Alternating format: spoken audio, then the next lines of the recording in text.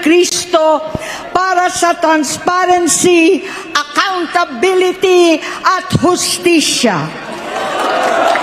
At dahil sa tawag ng sarili kong konsensya, bilang senador, bilang kapatid, bilang Pilipino, bata pa lamang kami ni Bongbong, alam na ng buong pamilya ang problema sa kanya.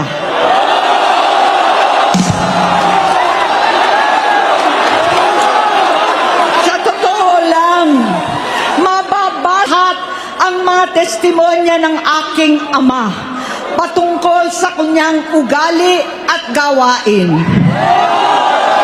Noon, dahil may tatay pa kami, hindi ko pa siya responsibilidad.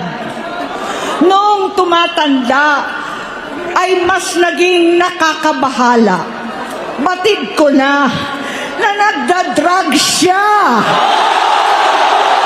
Nalaman ko at ng pamilya, nalaman ng pamilya, seryoso ito.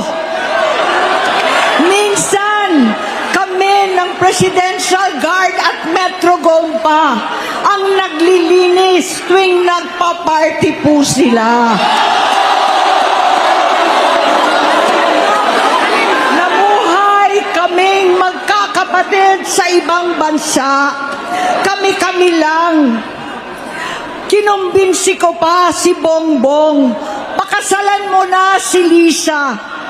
Naisip ko noon, kapag nag-asawa siya, malalagay na sa tahimik at magkakaroon ng direksyon. Ang laki ng pagkakamali ko. Mas lumala ang kanyang pagkalulong sa droga.